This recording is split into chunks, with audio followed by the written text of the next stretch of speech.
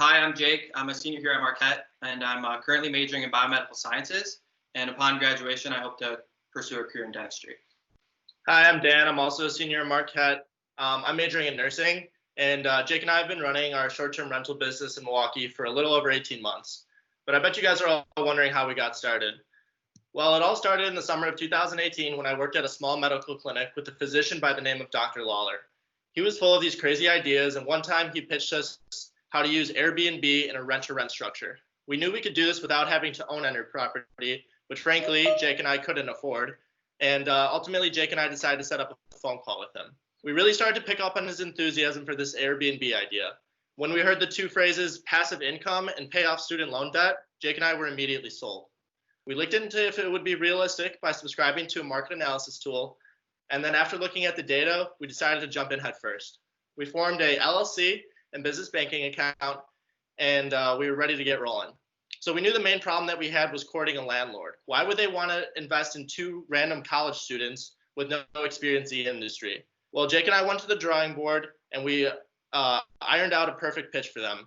We were able to sell them that we were loyal and responsible tenants, and ultimately we were able to secure a deal with one of the top property management companies in Milwaukee who allow us to operate our Airbnb business. So this really gave us our foot in the door to get started. So when we started, we invested $5,000 of our own money and did everything from the designing to working around any furniture we could get our hands on, getting everything put together. You can see us working, getting everything looking smooth. We bought all the amenities, and then we created our first listing through Airbnb. So 6 months after we had our first listing started, we opened up our second one. This time we used an interior designer and a professional photographer to really make the listing stand out.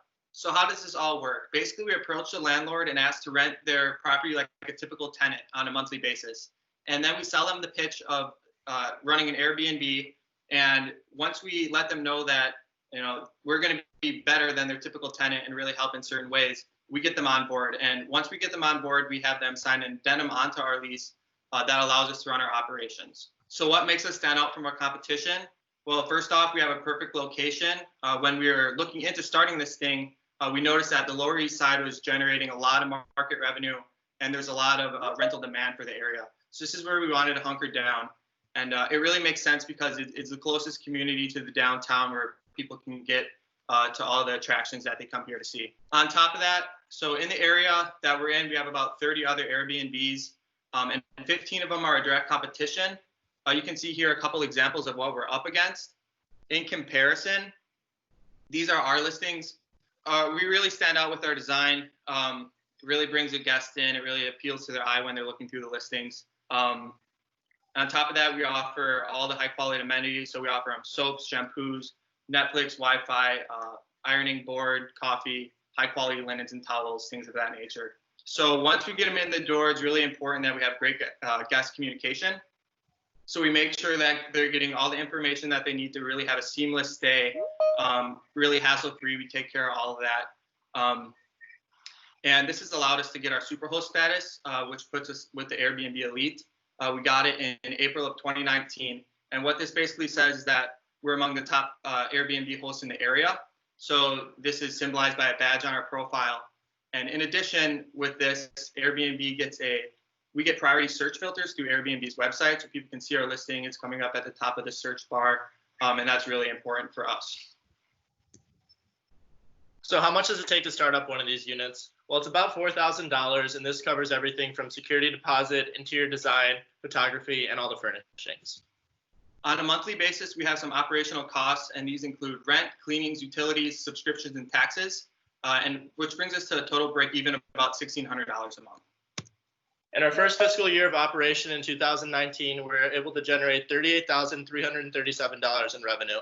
This came out to about $2,250 per unit per month, which left us with $7,000 of net profit at the end of our first year. So what exactly would we use the $7,500 for? Well, the $7,500 would help us capitalize on our current plans for expansion by acquiring 3 units. Jake and I are constantly hounding Zillow in order to look for properties to expand to, and we haven't seen anything like this in 18 months. These 3 units are all within the same 1 block radius of our original property, so they're just in a perfect location.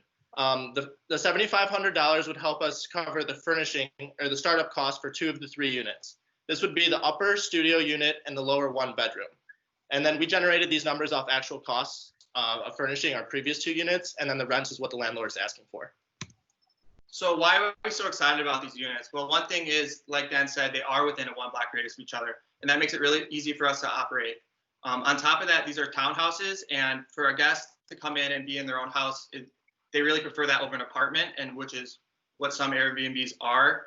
So having 3 units that we could potentially get our hands on really excites us. On top of that, these new units come with 2 washers and dryers, and we really need that because currently we don't have any. Our cleaning company is doing all the linens off scene, and for us to keep all that localized, it's really going to help with our business. So what are our plans for the future?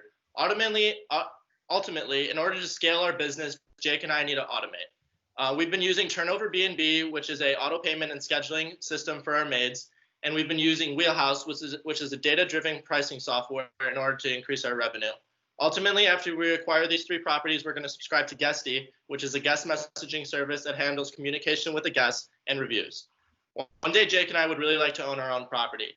Having the $7,500 right now and having 5 units up before summer, where we have the bulk of our revenue, would lead to a quicker transition to owning, where we can pay off a mortgage instead of paying off rent. We've seen the median sales price for homes increase 25% over the last 5 years, and they're just continuing to climb. Ultimately, Milwaukee is becoming one of the hottest new cities to travel. It's listed as one of Forbes' top travel destinations for 2020, and this is a prime location for short-term rental growth. And this is a prime opportunity to spark a whole new level of growth into our business. Thank you. Hi, my name is Ben Lucarelli, representing Best Face Forward, LLC. But you wouldn't know that because my ID badge is facing the wrong direction.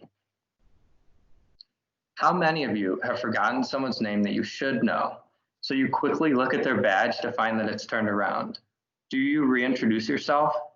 That is so embarrassing. Working at Briggs & Stratton, my badge was more often than not turned around. And as a new co-op student, I wanted people to know who I was, and I also wanted to be able to see everyone's names because I would move to a new department each term. So I thought I could buy one. I searched many hours for a no-twist badge reel that would always display my badge correctly. I found these 3 badges that are labeled as no-twist reels and purchased them all. After testing them for a couple days each, I was dissatisfied with their performance. As you can see from the reviews, I wasn't the only one. The one on the left only sometimes automatically rotates, and the other 2 don't mate correctly once retracted. Frustrated with all of the no-twist options on the market, I created my own. I was in a lab where we use diametric magnets to measure RPM, so I applied that type of magnet to a badge reel so that it would automatically rotate the badge to the face-forward position. Here you can see the prototype in the middle. Here's what I created on the left versus the best no-twist badge reel, the B-type reel on the right. Mine will automatically rotate to face-forward position.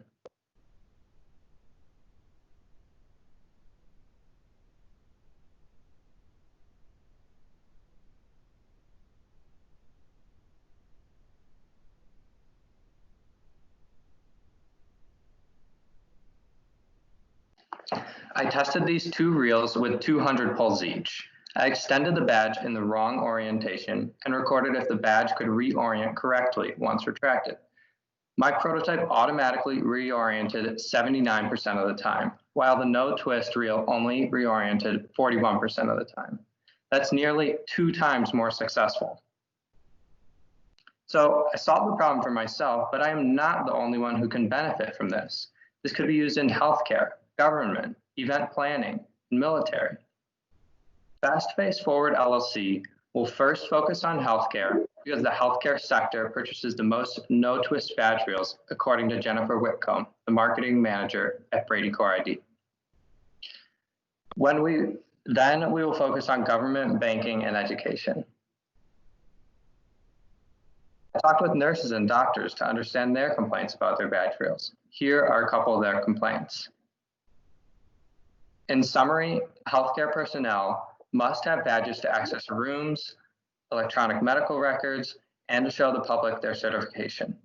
Backwards facing badges are a huge security and liability risk for hospitals. A twisted badge also looks unprofessional, and there are missed personal connections due to one's badge being turned around. After doing extensive market research, business case analysis, and SWOT, the best path to market is with a partner who sees value in the IP, has manufacturing capabilities, and has channels to market. For these reasons, this reduces the barriers to entry, especially if the partner is already in the market, like Brady Corporation. It minimizes the financial investment of manufacturing, and adding a complementary product to an existing line reduces single product vulnerability. Specialist ID, Brady Core, and ID Wholesaler are the top sellers of no-twist badge reels. Brady Corporation would be a great partner because they have a factory dedicated specifically to making badge holders, and they are based in the Milwaukee area. Corporations that use our badge reel will increase security and reduce liability. Their employees will look more professional and approachable, and the workplace will be safer. Brady Corporation would be investing in a no-twist badge reel with superior design and technology, which fits well in the Brady Corporation product portfolio and is a promising investment based off of the voice of customer and the market research. An actual field test needs to be done to test a prototype proficiency. An industrial engineer must review the design to test that it is manufacturable. A utility patent must be filed within the year. This could be done jointly with the partner. And finally, an IP agreement with the partner needs to be made. So I experienced the problem. I reaffirmed it with the voice of customer and Brady Core. I created and tested prototypes which solved the problem, meticulously searched through the USPTO database, wrote my own provisional patent, performed cost and sourcing analysis, created an LLC, and determined the best path to market. Thank you for your attention. I want to thank Marquette University for hosting Brewed Ideas, Brady Core for participating, and everyone for watching. Participating in Brewed Ideas has been an invaluable experience. Stay healthy and be well. Before we start, good afternoon. I want to thank the judges and everyone that's watching now for giving us their time and consideration. These are really, really tough times, but we'll continue to push forward. My name is Fernand Batiz. I'm from San Juan, Puerto Rico. I'm a mechanical engineering student at Marquette University. And this is my partner over here. Hi, my name is Jose Abadiz Vergara, JBB Piston, and I am a friend uncle and partner. And this is our product, the JBB Piston. Now, Fernand, continue with this presentation. Now, before we explain our product, we are going to explain to you guys how a piston and an engine work together. Now, what you're looking at right now is a piston picture how the engine inside your car looks like. Now, what's moving up and down, those are the pistons. They move because of these small explosions that are caused by burning gasoline. Now, the faster and faster and faster the engine goes, the more temperatures rise. And as temperatures rise, you consume more fuel. Now, they not only rise because the engine is going faster, but because of the friction between the piston and the cylinder. Now, what you're looking at right now from left to right are the pistons in the market currently. To your left, you have a piston used by the Chevrolet. In the middle, you have one used by the Ford, and the one to your right is used by Chrysler. Now, look at these two pistons. The difference between both of them is evident. This one over here has these kind of sections. This one doesn't. This is the traditional piston design. This one is the JBB piston. What characterizes the JBB piston are these conic sections over here. They store oil and distribute it uniformly between the piston and cylinder wall. Now, we have developed a mock-up to show to you guys how the piston, the JBB piston, will work inside an engine. The mock-up is composed of a small oil pump, a small electrical motor, and the pistons with the plastic cover. This is what happens when you mix plastic and metal. You scratch the surface, but add to that lubrication, which is what characterizes the JBB piston. This doesn't happen. Now look at this mock-up over here. This mock-up, right, is the one I was telling you about. And to show you guys that it's actually made out of metal, we've used this magnet. Now pay attention to how the JBB piston distributes the oil between the piston and the cylinder wall.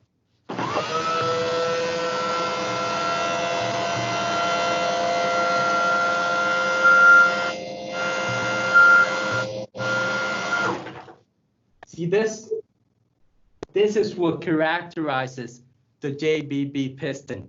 And I want to quote something to you guys. According to the Society of Automotive Engineers, research shows that friction between the piston and the cylinder accounts for 20% of the losses in an engine, and therefore any effort to minimize friction losses will have an immediate impact on engine efficiency and thus vehicle fuel economy. The JBB piston is a patented piston design that by reducing friction helps us save fuel and reduce emissions. Now, all you are wondering how this idea came to be, right? My family is full of car aficionados. My uncle is an engineer. My dad is an engineer. My cousin is studying mechanical engineering, and I am too. This runs in the family. And we decided to tackle this together because this is a big problem in the transportation industry. Now, to run you guys through a business model, we're going to discuss our customer segment. Right now. Our customer segment is composed of, it's divided into our primary customers and our secondary customers. Our primary customers are our ideal customer. Piston manufacturers will produce and manufacture the JBB piston and will sell it to our secondary customers. Car manufacturers, boat manufacturers, plane manufacturers, everything that has a piston in it. Now, consumers buy those products, and that is how we will bring our product to the world. But how do we add value? Value propositions. We're saving fuel and reducing an economy. How are we going to demonstrate that to our clients? The answer is through research. And research is actually the cost of acquisition of a product. Once we account for the cost of customer acquisition, we'll be able to generate profitable revenue streams. But we need the support of our key partners, industry leaders, university leaders, and our investors, the Brewed Idea Challenge. In order for us to acquire our key resources, which are lab facilities, experienced personnel and research, and the seed money to do the testing. Now, that value that we add to the market, think of it this way. If you're going to buy a car, right, and you're between a Mustang and a Camaro, they both have the same price, they both have 500 horsepower, and they both consume $100 worth of fuel each week. The JBB piston, after we've analyzed the data, if it shows a 10% increase in engine efficiency and a reduction in 10% in fuel consumption, we'll be able to add value to, let's say, the Ford, right? They start using our piston. We will have the power to increase the Mustang's efficiency by 10%, so from 500 to 550, and reduce fuel consumption from $100 a week to $90 a week. You, as a consumer, which one would you buy? Obviously the Camaro, right? The Mustang. That's how we add value to the market. And I'm going to tell you guys something. According to the Energy Information Energy, 142 billion gallons of fuel a year are consumed by the US alone last year. If we can reduce that by 1%, we are talking about billions of gallons of fuel saved a year. But most importantly, billions of gallons of fuel that don't end up in our environment. Judges, university leaders, Brewed Idea Challenge, and everyone that's watching, help us make a difference. Help us be the difference. And from our family to yours, thank you and God bless.